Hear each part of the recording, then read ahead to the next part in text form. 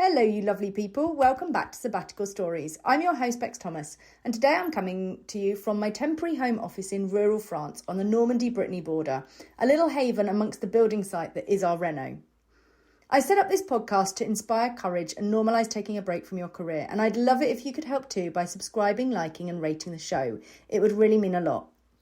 Today I'm joined by Tanya Saker, an ex-colleague. I met Tanya when we both worked for the same recruitment agency in Sydney. And her story is one of initial reluctance, where a combination of COVID and visa issues meant that she had to leave the USA in the midst of the pandemic and was catapulted back to her childhood village in deep Cornwall, the UK. We discuss how she's built a nomadic life around pet sitting, the fear of failure and imposter syndrome, plus tips to overcome them, embracing the imperfect, future-proofing life, and way, way more. Deep down, you've tried, dig deep, search wide, enjoy your climb, it's all for you. Hi Tanya and welcome to Sabbatical Stories. Thank you so much for being here. I really do appreciate you. Oh, you're very welcome. I'm really looking forward to it. So look, as it's your sabbatical story, who better to introduce yourself than you? So could you give us a bit of an introduction to who Tanya Saker is and an intro to your sabbatical story, please? Yeah, sure. So my name is Tanya Saker. I have had and have been on a sabbatical now for the last 3 years. I left corporate America after 15 years working in executive search and recruitment. Very reluctantly returned to the UK post-COVID. After living abroad for 10 years, I was extremely lucky to work in Sydney, get transferred to the New York office. And then all of a sudden that all came to an end due to visa issues. And I landed back in, the family farm in Cornwall. Wow. Thinking, what next? So I decided to take summer off. So that was the start of my sabbatical. It was intended to be just 6 months. So I just went back to the little fishing village I used to live in, and I just worked in pubs and restaurants. I just did a completely different, very manual job that I really loved going back to. We've all done bar jobs or, waiting jobs in, when we were younger. It was something, everybody remembered me, everybody remembered my family. And it was a really nice just summer off doing something totally different that when I got home, I didn't have to think about it. And then through various steps and various gradual, I actually have now ended up extending that sabbatical, starting 2 new lifestyle businesses. One which is pet sitting, which is a really exciting space to go into. And the other is still doing a little bit in the sector that I was in around career coaching, working with startup recruitment companies, doing their sales training for them. So, there's a lot of new startups now who just don't have the time to train their newbies. But also I've got into things like I do some fundraising for some charities. I've also got into proofreading. So these are things that I can weave in to my pet sitting, which takes me all around the country. I have done pet sitting from Aberdeen, where a client actually flew me from Newquay to Aberdeen to do a pet sit for them last October. So I've done everything from Aberdeen all the way down to Cornwall and everywhere in between. Although I still consider myself to be on a sabbatical from my proper job, in inverted commas, I have been able to use that time in my sabbatical to then create a different lifestyle for myself. Wow, what a transformation. Initially, am I right in thinking it was going to be a summer off? The summer was going to be the sabbatical. Yes. And so what was the plan for that summer, other than, working and going back to roots and finding your roots? Did you have a plan or what sort of... That really was the plan, having spent 10 years overseas, a lot of my friends I hadn't seen, obviously living so far away in Sydney in particular, people don't come and see you. It just isn't possible for a lot of people. So it was really just a chance to reconnect with my family. I've got a young niece and nephew who I'd barely spent any time with. So it really was about family, supporting my aging parents who have obviously aged 10 years in that time, just thinking about using that time to think about, do I want to do next? So at the end of the summer, the season finishes down in Cornwall in October. So I thought, okay, I still do miss that lifestyle. I still miss, the buzz of supporting somebody in that next career step. So I started interviewing for jobs. So I started interviewing for jobs in London, going through all of the motions, got a couple of job offers. And then before I signed on the dotted line, I thought, do I want to go back to that? do I want to go back to that high stress, high volume, living back in London, which I've loved living in before, do I want to go back to that? And the answer, if I'm honest with you, was at that point, no. And that's when I went, okay, I don't want to do what I've been doing all summer for the rest of my life. There's nothing wrong with that, but it wasn't enough. What else can I do? And that's kind of where it sort of gradually started snowballing. Wow, what a crossroads. So you got to the point of, no, this is not what I want to do, and be true to myself. And so what came next? What did you do to then work out that it was potentially pet sitting that was the next chapter? I know. So I'd always done pet sitting on and off. I've never really had a lot of animals of my own, especially living abroad. It's not fair to keep moving in countries. So I had always done it, especially in New York. People with nicer apartments than mine would go away and I could use their apartment and look after their dog. So I started doing it many, many years ago. And it just came up that somebody in my area was absolutely desperate for a pet sitter. They were like, I'm going away. Somebody's let me down last minute. I need somebody who can do the week. I'm like, well, I'm not doing anything. So it really started just off that one initial booking. I then got referred to somebody else. I then started doing it more seriously. I got a DBS check. I got references. I've got terms of business, and started really networking on a lot of the Facebook groups. So this is something I was aware of, but there's actually been a 4-fold increase in dog ownership in the UK post-COVID during the COVID years. I think it's probably everywhere, honestly. We lived in Manly in Australia for COVID, and the difference between walking along the beach pre-COVID, during and post-COVID, 4-fold doesn't surprise me. No. So I thought, okay, well, there's an opportunity here. I always have enjoyed it. So can I make this something I can do, part-time, full-time, what can I do? And really started to show, on those first ones, it's something I really, really enjoyed. You get to go and look after somebody's gorgeous little pet, and it's been everything from what you'd normally expect, cats and dogs and, fish tanks, through to now I'm currently sitting in Sussex, and I have got a pony, 12 chickens and 3 dogs on a farm. Last week I was on another farm with 3 horses, 8 sheep and 6 lambs and 3 dogs. So it can be, and the biggest one I've ever done was actually 50 animals. A lady who had a 2 up, 2 down terrace in Colchester was actually a rescue for reptiles. So her spare room was wall to ceiling, all different reptiles that she had rescued. And she also bred rabbits. So there were 17 rabbits, 12 quails, 2 ducklings, and this wall to ceiling of reptiles, plus a couple of cats, one of which was incontinent due to an accident. So that was, I've seen everything. Part of this job is, you have to prepare for everything, because you're looking after somebody's really, really loved and cherished pet. It's the light of their life, as well as their home. So there's a lot of trust. Do you know what you're getting yourself into? Do you know there's 50 animals? There's a lot of steps you go through. And again, I've learned the ups and downs. There's some sits I wouldn't do again because I didn't ask the right questions, or they didn't inform me. So like a lot of things, it's been a lot of trial and error. So that then started snowballing to the point now where I'm actually pretty much booked up until Easter next year. If I could clone myself, I would be able to probably do that again.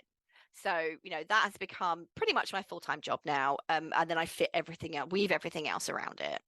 And so I hope you don't mind me asking, do you get paid for it? Or yes, you do get paid for it? Okay. I get paid for it. So this is my main income. But it also means you don't have to pay rent, I presume. No, so I obviously live with my family when I'm not working. So over the winter, there was a couple of months where I didn't work. I'm at home helping on the farm, etc. So no, I'm not paying. I'm paying contribution at home, but no, it does mean that I'm not having to worry about paying rent or looking for a house. So that income isn't substantial, but it is an income. Yeah, of course. And there are people who do it for free. There are a lot of people do it. There's 2 camps for sure. Yeah, and I've heard of those that travel, I suppose, and do it for rent, for accommodation more than anything, I suppose. Yeah, Yeah, for accommodation, holiday locations. But it really depends on the animal, because a lot of animals, especially those in COVID, are very Yes. anxious, especially the dogs. There's a lot of anxiety in dogs. So they can't be left. And I've got some animals that cannot be left for an hour. That's not a No. holiday for somebody. That's, that's a professional that needs to go in and do that. So, I've kind of gone in that, again, the farm last week, was chasing around lambs for an hour trying to get them into their pen. Nobody wants to do that on their holiday. So there's definitely two camps. But, you end up really enjoying being with the animals. And it teaches you a lot of patience, because animals don't always do as they're told. No. So you do have to have a lot of patience. Can you share the most memorable animal story you've got from one of your house sits? I think it probably is, just off the top of my head, last week, simply because there were so many things that just did not align right that I would have thought would have done. I thought, oh no, this is okay. It's only a small herd of sheep. How bad can it be? I've looked after sheep before. And these are beautiful, rare breed, 6 little lambs, cutest little thing, beautiful hillside in Gloucestershire. What can go wrong? Yeah, it's always about trying to be as prepared as possible, because animals will go where they want to go. And if you've got a sheep with horns running at you, you run in the opposite direction very fast. So yes, there was one evening in particular, it took me an hour and a half to transfer 14 animals effectively from one part of the field to the other, because I'm only one person. And of course they all start doing this.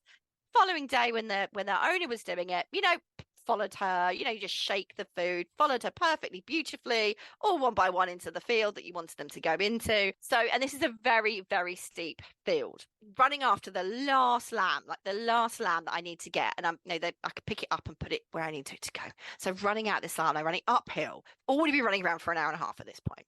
Running up this last hill, I've got it, in the right space, got it a bit cornered.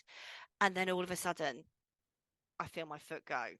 Nice big patch of sheep poo, slid down this slope, started to rain, and I was like, okay, do you know what? I'm going to go and have a cup of tea, come back in 10 minutes and catch this lamb.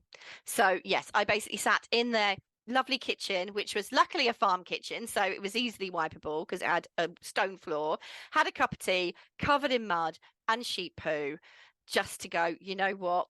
Give it 10 minutes. So I think that's probably the most memorable from recent one. And that's the only time where I've had serious, trouble moving livestock. But it was just more, you couldn't have planned it more perfect. I just slid down this hill after slipping on some sheep poo. I think that also gives us very good context, though, that it is a profession and a job. Yes.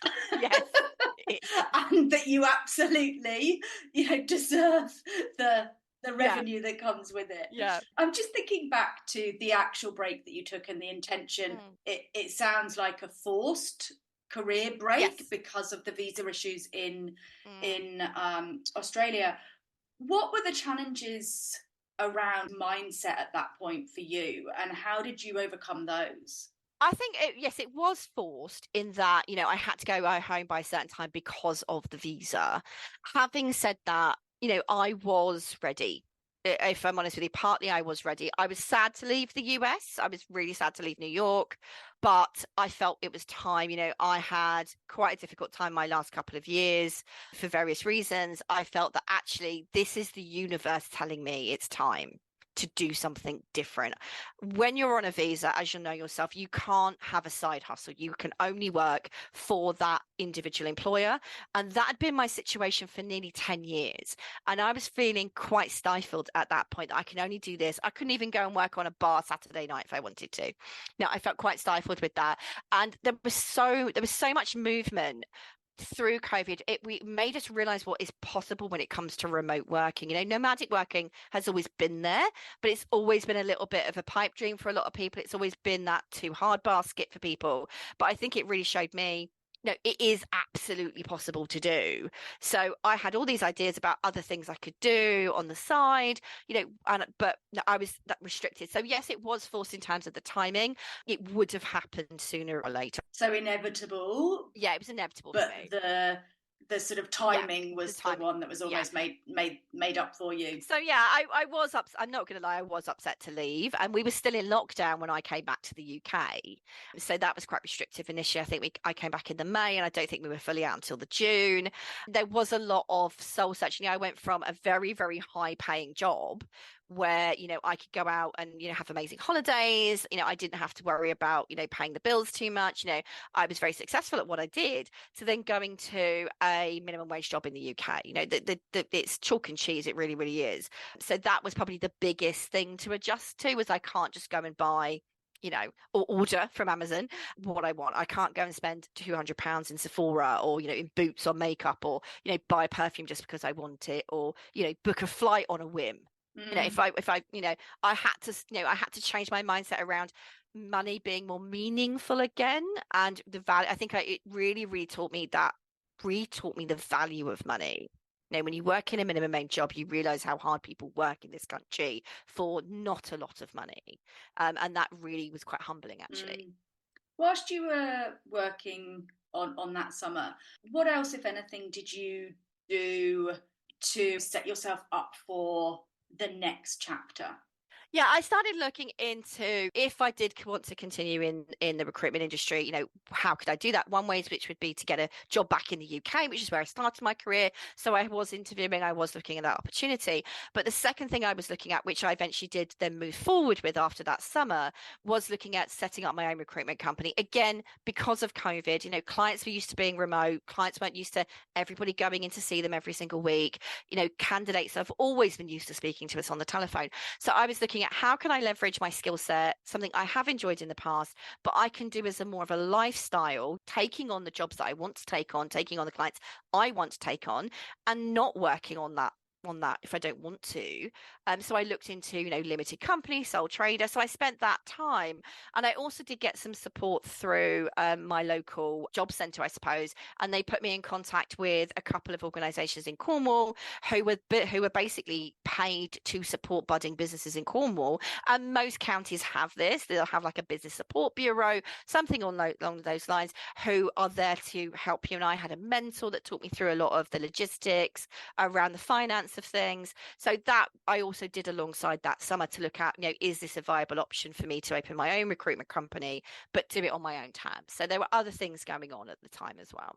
I love you talking about lifestyle, and almost what it sounds to me, and correct me if I'm wrong, is that lifestyle became the priority. 100%. And then all of the revenue streams or ability to create that lifestyle sort of fitted in between. Yeah. I don't know whether you've seen the YouTube video around the teacher that puts in the sand first and then tries to put in the big pebbles, and says, well, actually, if you put in all of the crap first, there's no room for the big stuff, like family, friends, what you do on the weekend. Whereas actually, if you put in the big stuff first and then the sand around it, you know, there's space. What did you do to not dream up, but really prioritise what was important for your lifestyle to look like? I think it was partly looking at what I'd missed, you know, the lifestyle that I'd missed. I think we all took a bit of a break over COVID, you know, to think about what's important. So for me, it was family, work-life balance, doing something I truly enjoyed, trying something new. It's always something that I've been very passionate about, potentially looking at going back into study. And that's on my 5-year plan now.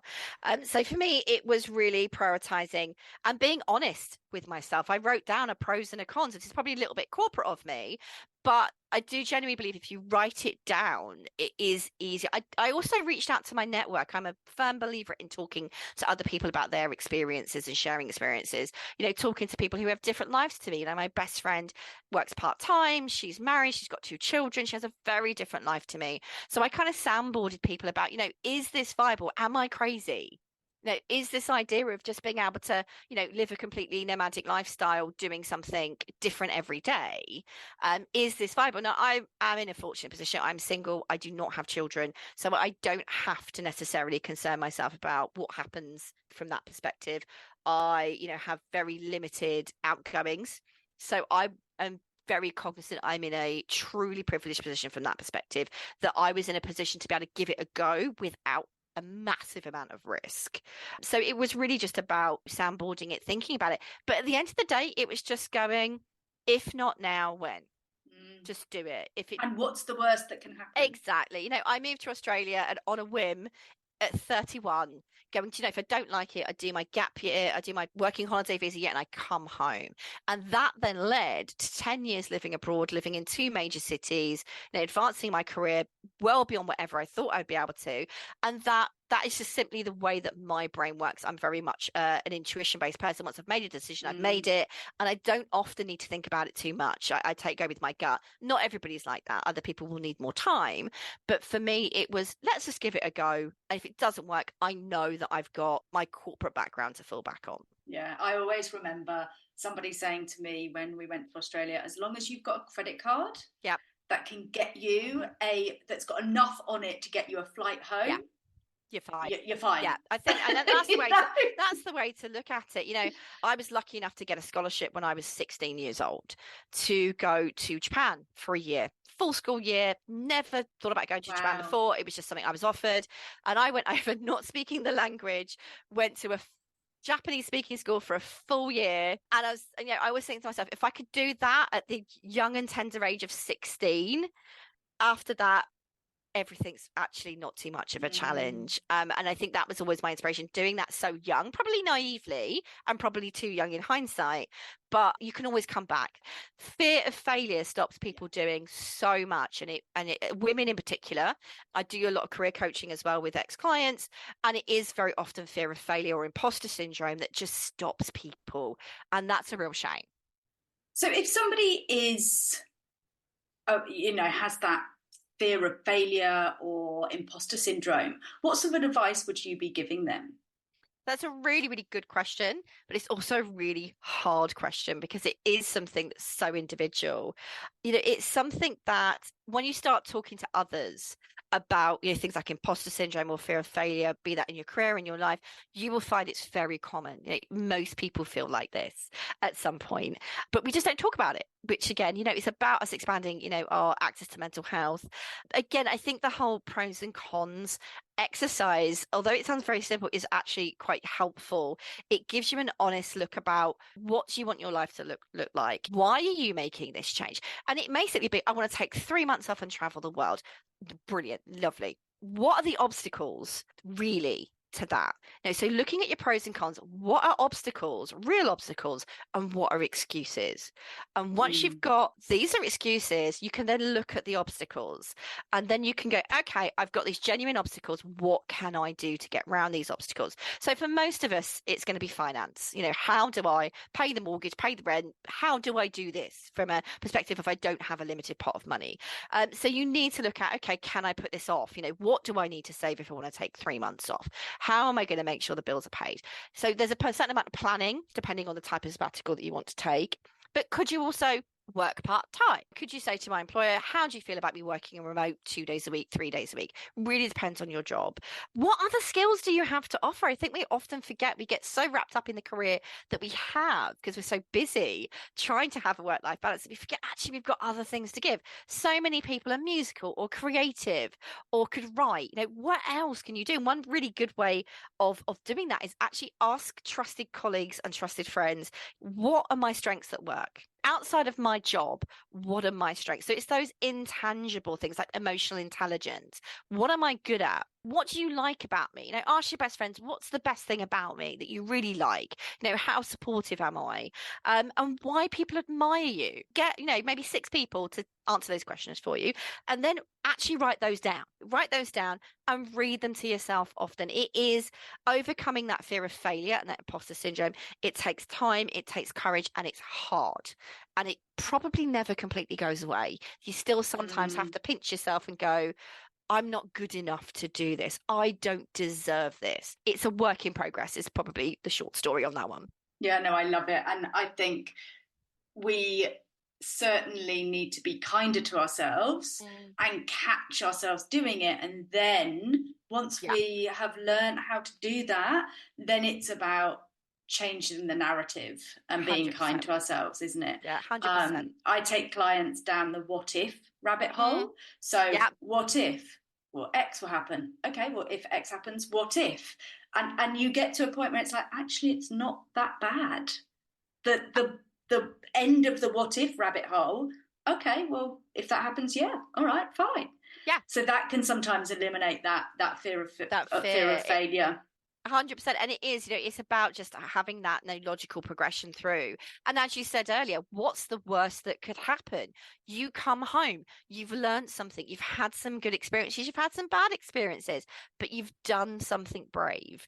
And that is always going to be valuable. There's some really good psychology books out there around how important failure is. The Royal Society of Arts do online webinars that are free to everybody that you can go on and watch them back. And there's one that by a lady called Amy Edmondson, who's a Harvard professor. The 1 hour webinar was fantastic, and it was titled Why Learning to Fail Can Teach Us to Thrive. And it basically was the premise that fail faster, you learn quicker. So I think that's a really, it's okay to do it wrong. It's okay to fail. And we don't have that mentality in the Western world. We don't want to fail. It's something that's shameful. And it isn't. It is something that is such an important learning tool. Yeah, absolutely. And it's so funny. I come back to my work as a sabbatical and career break coach, and I wrote an article and I started it around the fact that I failed at a sabbatical the first 2 or 3 times I did it.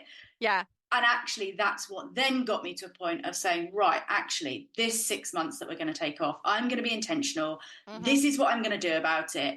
This is what I want the outcome to be. This is how we're going to plan it. And yeah, the 3 failed attempts actually meant that one was life-changing for us. And that's really what it's about. It is, you have to learn to pivot. You have to learn to realize that this perfect sabbatical that you've probably planned is probably not going to happen the perfect way you think it is, because life sadly isn't like that.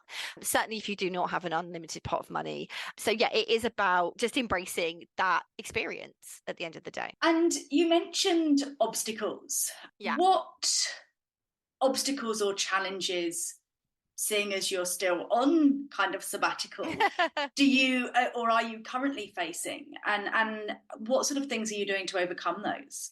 I think for me, the major obstacle I think I have is that I am now 42, coming on 43. And for me, I have no savings, very little pension, and I don't make a massive amount of money. I mean, that will hopefully change over time. And it has changed quite significantly this year. I'm probably making double what I made last year. But again, it's not where I was in the past. So I have to also think about, I'm probably going to never make that $300,000 that I was making in the past. That's not, that's probably not going to happen, but that's okay because I'm happier. So I think for me, my obstacle is looking at how can I be clever with my finances, clever with my time. I spend a lot of time traveling from one sit to another, and that can sometimes take all day. And especially, when you're traveling on public transport, it's not cheap. So it's about looking at how can you manage your finances cleverly. So again, there's lots of great podcasts out there. There's lots of ways to save your money, setting up your own private pension through companies like Nest. I set it up with them because it was the first one I found. But there's also a great amount of tools to look at. Okay, how can I start considering future-proofing myself now so that in a year's time, 2 years' time, I can still continue to do this? There is also a certain amount of pushback from people who, when you say you're going to do this, and that still does come up. I still get people saying, oh, so you're still mucking about doing X, Y, Z, are you? I'm like, well, no, actually, this is my lifestyle now. So it's kind of dealing with and mentally accepting that some people are not going to be happy with what you're doing. That is their issue. You don't live their life. They're not allowed to live yours. So I think those are the two biggest challenges that I come up with. I had somebody come up to me in a pub not that long ago. I had 2 clients' dogs with me. I met a friend for lunch. We're both dog sitters. A person just came up and started having a go at both of us, saying, how dare you get paid to do that job? How dare you? I think it's disgusting that you get paid to sit in a pub and drink a bottle of wine, and have lunch. You're meant to be looking after these two dogs. I think it's disgusting. Completely went off. And this was a complete stranger who just happened to overhear our conversation. When you're working in that type of environment, you're working 24/7. You are responsible for that animal's welfare and the welfare of the household 24/7. That's a lot of responsibility. And when it works itself out, I'm paid significantly under minimum wage per hour. So yes, I'm entitled to a break. So I think those are the two things for me. It's been looking at how can I be sensible with my finances and start to actually build a savings plan. And that's taken, again, a lot of trial and error and dealing with that negativity, which you're still going to continue to get.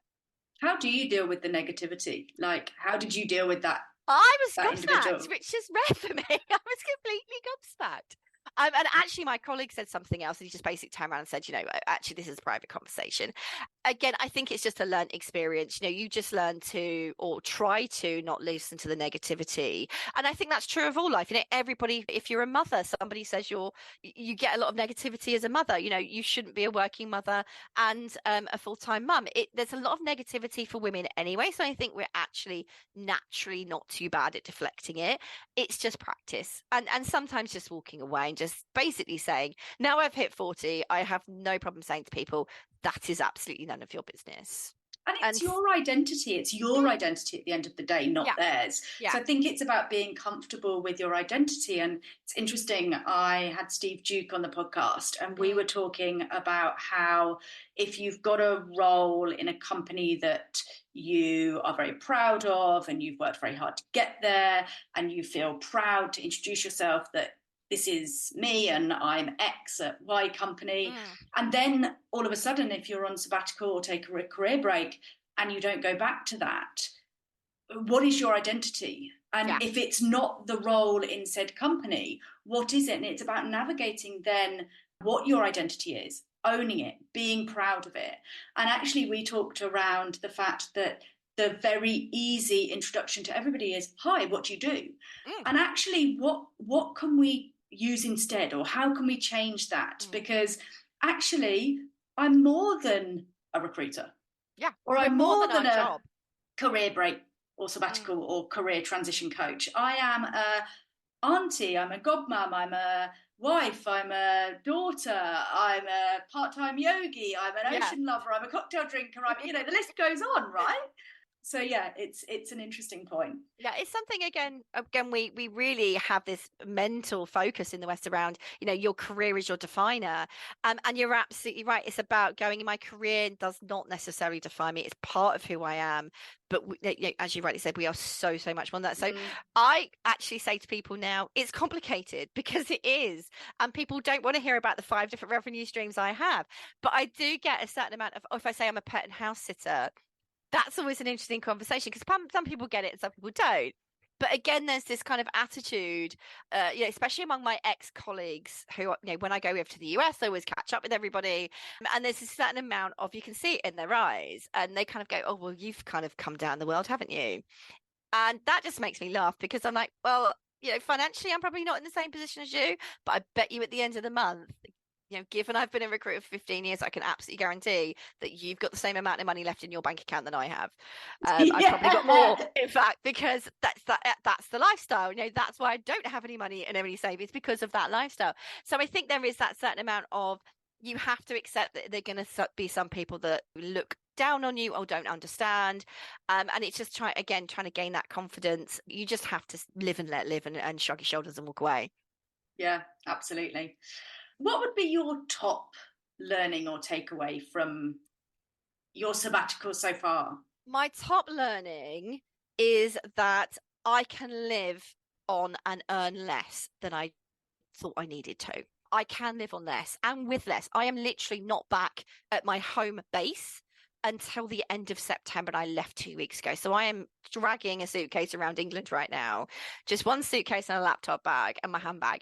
You can live with less than you think you can. We don't need to have every single subscription service. We don't need to. I live in a dog walking uniform most of the time. You know, I have 2 sets of that. I have a posh dress. I have a pair of jeans and a couple of tops and my toiletries, and that's pretty much all because it's heavy to carry around. I have, you know, you can live on less than you think you can. You have hidden. Everybody has that hidden depths that they're not, and you don't know that until you're put in that situation. It really, adversity does bring strength, and I genuinely think that's true. So yeah, that's probably my biggest learning. And it comes down to identity then, doesn't it? Yeah. You're not your clothes, you're not the perfumes you have in your bathroom, you're not, you know, it's what do you attach your identity to? It's not being able to go to a posh restaurant and spend, you know, hundreds of dollars or hundreds of pounds on a night out every Friday night. Those were nice. And do I miss doing them occasionally?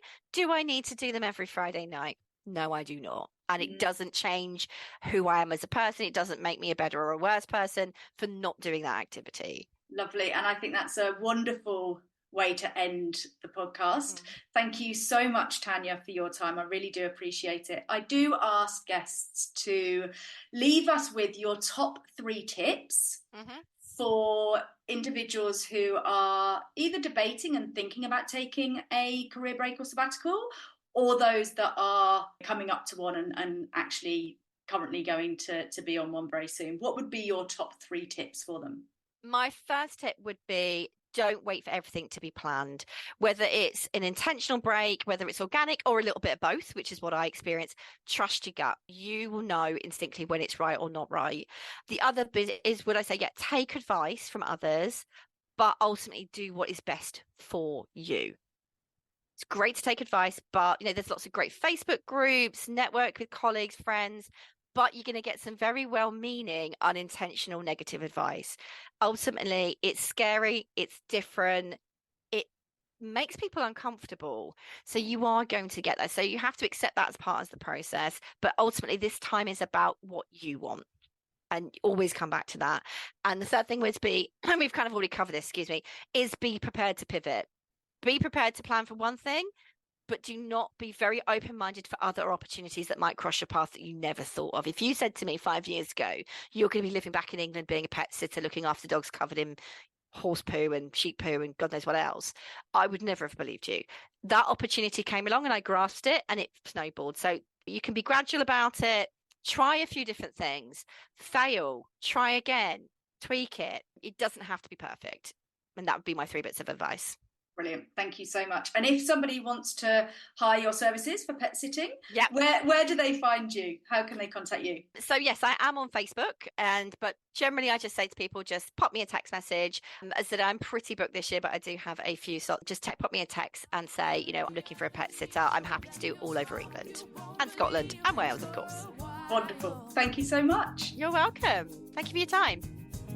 And taking matters into your own hands, you won't believe that you're making headway.